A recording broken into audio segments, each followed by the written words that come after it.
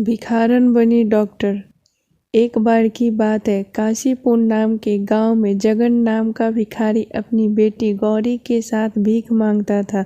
जगन को साफ दिखाई नहीं देता था, इसलिए उसे कोई काम नहीं मिलता था। वह अपनी बेटी को साथ लेकर भीख मांगने जाता था। गौरी को भीख मांगना पसंद नहीं था, वह पढ़ना लिखना चाहती थी। जब वह सेठानी के घर भीख मांगने के लिए जाते तब उसके बेटे राजू को पढ़ते देखकर उसे अच्छा नहीं लगता। यह देख सेठानी ताने देते हुए, हरिया देख तो दरवाजे पर वही भिखारी होगा, उसे भीख देकर भेज दो। वैसे ही बीमारी फैली हुई है, कहीं मेरे बेटे को उनकी गंदी बीमारी न लग जाए। यह सुनकर वह दोनों वहां से चले गए। गौरी अपने पिता से पूछती है कि पिताजी, सारे लोग हमसे दूर क्यों भागते हैं? क्या हम गंदे लोग हैं? पिताजी बोले, अरे नहीं बेटा, बुराई तो हमारी गरीबी और इनकी सोच में है। गौरी बोली, पिताजी, एक दिन मैं डॉक्टर बनकर आपकी आंखों का इलाज करूंगी और इस गांव में एक अस्पताल भी खोलूंगी। उसके पिताजी बोले कि बेटा, हमारे लिए 2 वक्त की रोटी खाना भी मुश्किल है, अस्पताल कैसे खोलेंगे? तभी उनके पास एक औरत आती है और गौरी को कहती है, अगर तुम हमारा टॉयलेट साफ कर दोगी तो मैं तुम्हें कुछ पैसे भीख में दे दूंगी।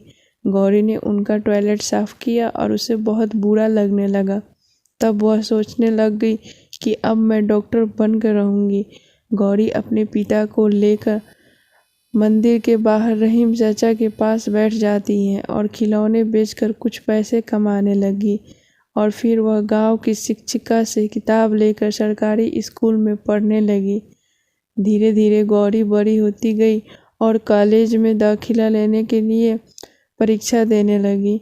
उसकी शिक्षिका उसका पूरा साथ देती थी। इम्तिहान में टॉप करके उसके पिताजी और शिक्षिका बहुत खुश हुए। अपनी पढ़ाई पूरी करने के लिए गौरी को बाहर जाना पड़ता है, परंतु उसका बिल्कुल भी मन नहीं होता है अपने पिता को छोड़कर जाने का।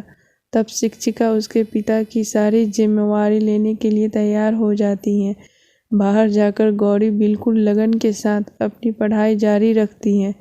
थोड़े समय तक उसकी कोई खबर नहीं आती है और गांव फिर से महामारी फैलने लगती है।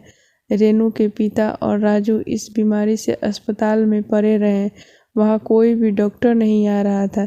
इतने में एक नर्स आकर बोलती है कि आप दुखी मत होइए, आज हमारे अस्पताल में बहुत बड़ी डॉक्टर इलाज करने आ रही हैं। तभी वहाँ गौरी आती है और सभी उसे देखकर हैरान हो जाते हैं। तभी वह अपने पिताजी के पैर छूती है और सबका इलाज शुरू कर देती है।